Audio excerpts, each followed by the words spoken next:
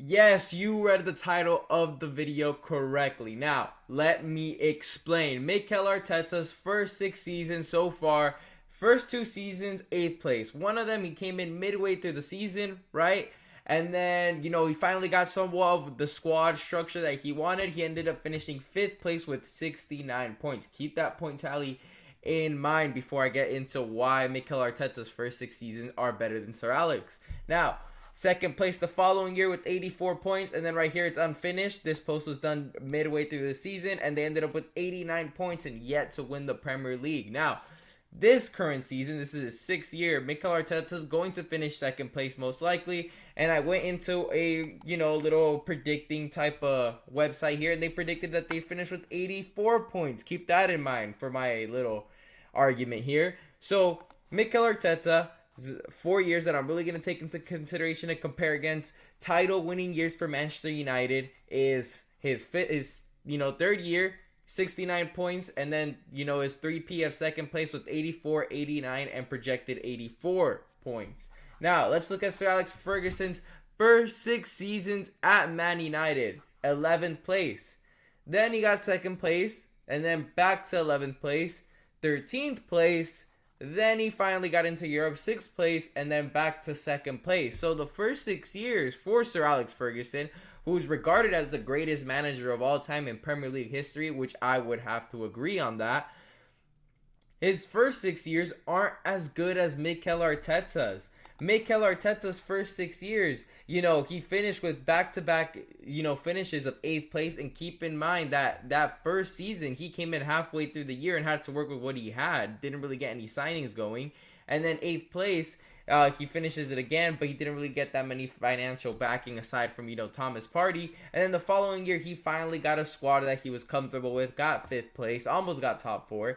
And then, now it was his squad the next 3 years, which he gets second place against back-to-back, Man City Premier League titles under his reign. And then even treble-winning City at one point. And then he now is going up against Liverpool, who have outdone him, and they're going to win the Premier League. Now, Sir Alex Ferguson, his first 6 years are nowhere near as impressive as Mikel Arteta's. I will tell you that, and I will die on a stick for that one. But this is what I want to get into, because there's no debate that Mikel Arteta's first 6 years are better than Sir Alex's first 6 years. But actually, this three-peat of second place of Mikel Arteta would win him Premier League titles in the years that, Sir Alex Ferguson won titles, because there's no way you're going to win with 75-point total, 79, or even 80-point totals, any Premier Leagues in this era of the Premier League. Now, the consistent number that wins you Premier Leagues is 90 points. And we've seen Liverpool, go over 95 points and not win the Premier League. Now,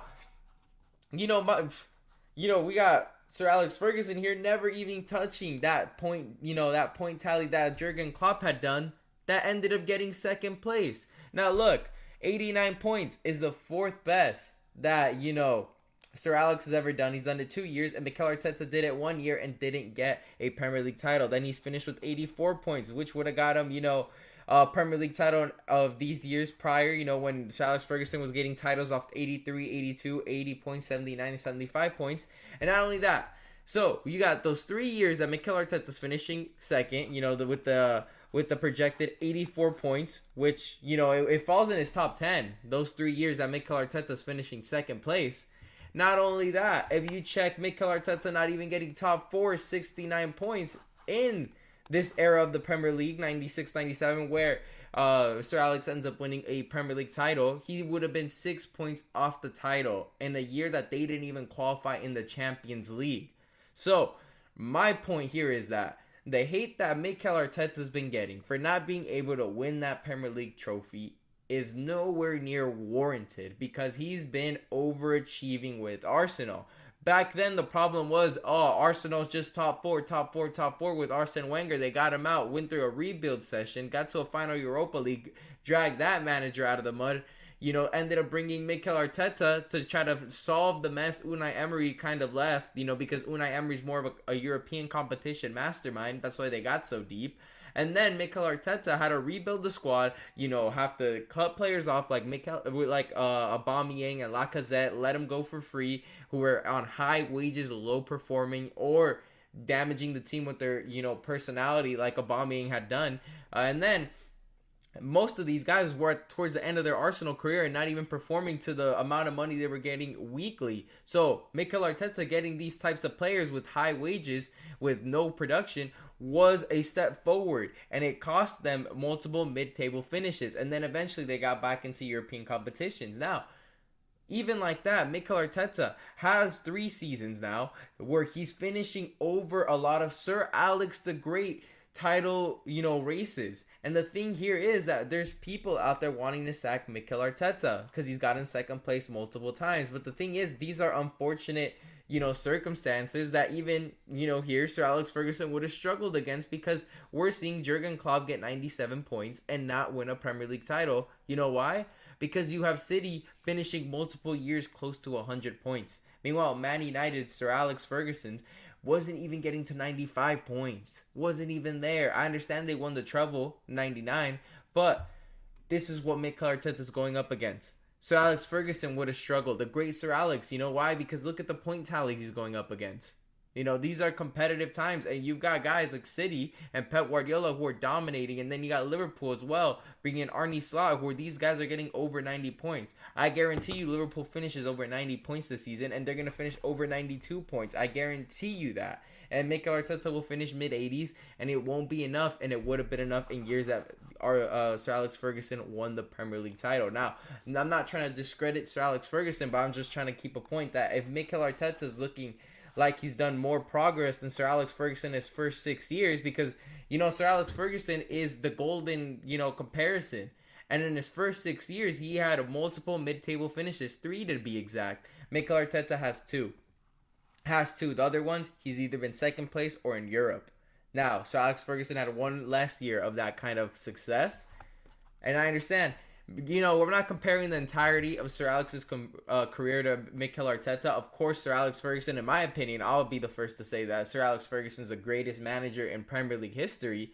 But Mikel Arteta should not be under this kind of pressure and under this kind of hate and scrutiny from the fan base due to him having great success in the first 6 seasons. The problem why we have Man United now in mid-table form, they're currently, 15, 16 place, is because every manager that's came in, they're impatient, want results now, and they boot him out. Ruben Amorim will be a facial casualty of that. We've seen Ole Gunnar Solskjaer be, a victim of this. We've seen David Moyes be a victim of this. David Moyes inherited a mess, and they got him out right away because he couldn't succeed like Sir Alex Ferguson, because that, squad that won the league with Sir Alex before he left was nowhere near the level the following year. A lot of these players lost their legs, they weren't the same.